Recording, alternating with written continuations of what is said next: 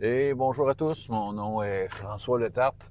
Bienvenue sur ma chaîne JDR de 30, une chaîne consacrée aux jeux de rôle sur table, hydrauliste. Je vais une autre vidéo concernant l'événement du Zarico, là. Pourquoi pas vous partager un peu dans qu'est-ce qui se passe dans ma tête. Euh, dans le fond, j'avais un peu nommé des jeux que je voulais faire à cet événement-là qui s'en vient après les fêtes. Puis là, j'avais comme nommé 3 jeux que je me suis dit que je pourrais faire. Je vais refaire du Hero Kid, ça c'est clair dans ma tête. Mais j'avais nommé 3 jeux. Men in Black avec 6. Quelque chose avec le système Cerbère, un peu science-fiction.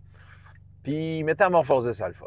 Fait que là, je me suis mis à réfléchir au genre d'événement que c'était. Et, tu sais, de me dire que j'ai aucune idée de quel genre de clientèle ça va attirer. T'sais, contrairement à Draconis où il y a tellement de monde que tu peux avoir de tout. Tu peux amener des jeux plus osés, puis il y a des gens qui vont chercher ça, puis il y a des gens qui n'ont aucune idée de c'est quoi, puis, tu sais, ils vont peut-être vouloir coller à des tables où il y a des trucs plus accessibles pour quelqu'un qui commence. Fait que je me suis mis un peu dans cette position-là de dire, il faudrait que j'offre de quoi qui est facile à jouer, surtout dans un environnement comme un pub, des haricots, là, c'est quand même, je sais pas s'ils vont mettre de la musique. C'est ça qui arrive, ça c'est une affaire. Jacob! Faut que je te parle. Non, mais c'est ça, s'ils mettent de la musique, sérieux, ça va être compliqué à jouer parce que Zarico, c'est très musical comme endroit. Fait que si le DJ met de la musique, il faudrait que tu leur parles. Il a peut-être pensé à ça déjà, en fait. Tu pourras me le dire dans les commentaires si tu as vu cette vidéo. Mais je vais t'en reparler en personne, mec, je wait. Mais tout ça pour dire que là, c'est ça, ça prend de quoi? Bon, là, j'ai tassé Métamorphosis Alpha. Tu sais, je me suis dit, bon, regarde, on va cesser les lubies et y aller avec des valeurs sûres. Donc, Métamorphosis Alpha n'est pas une valeur sûre. Je pense que c'est un jeu qui est appréciable pour des gens qui savent un peu à quoi s'attendre.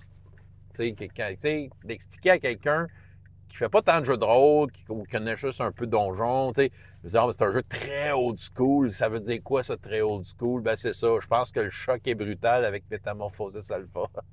Fait que non. Puis en même temps, de mon côté, ça me demande peut-être un niveau de travail, une petite coche de travail de plus pour comme être sûr de bien amener ça. La création des personnages, c'est un petit peu ardu. Fait que tu sais, il y a un petit peu tout ça qui rentre en ligne de compte. Il restait Men in Black, puis 6 et tout ça. Men in Black me tente beaucoup, pour vrai, parce que la thématique est accessible et cool. 6, en fait, 6, je trouve que c'est un système D6 pour les tripeux du système D6. Parce que ça fait un bout que j'en ai pas fait, puis on dirait que là, je me suis mis à relire un peu le livre avec un certain recul.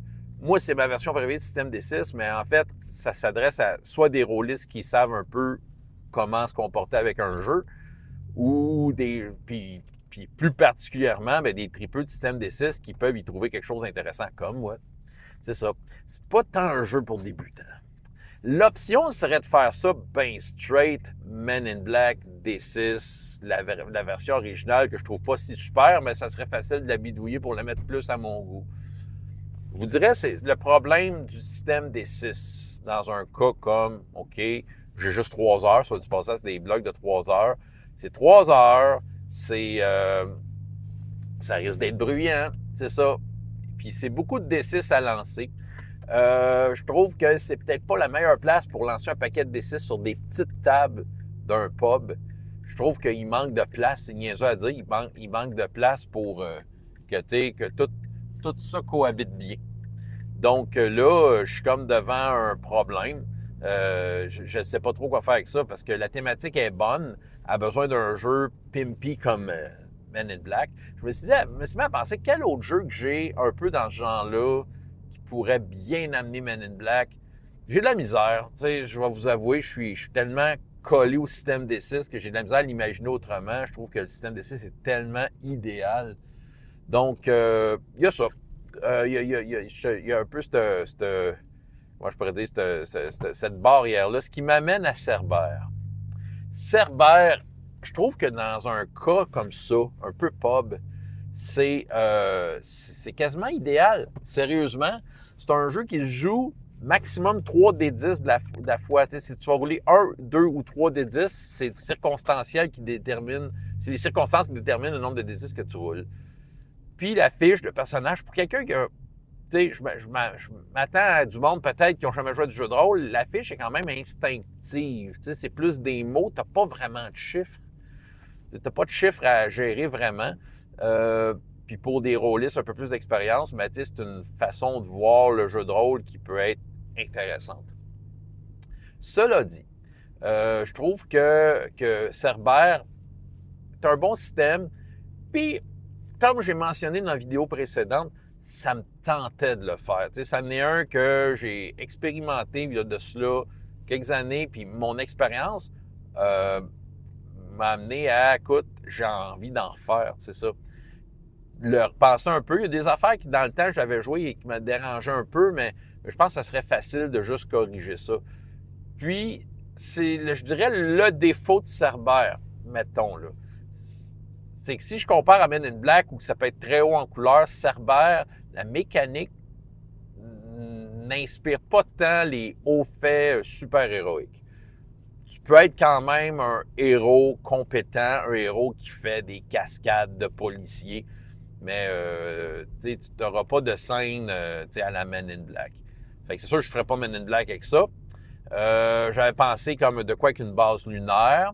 Moi, je pense que ce que j'ai pensé pour pallier à ça, c'est quand j'avais fait ce scénario-là, c'était des gens ordinaires avec des fusils qui vivaient l'aventure, mais là, je vais rajouter de la magie. Ouais. Les personnages vont avoir des pouvoirs magiques. Ça me tente d'essayer ça. Les pouvoirs magiques sont, tu sais, c'est très clair, hein? C'est un petit texte explicatif qui dit ça fait ce que ça fait. Hein?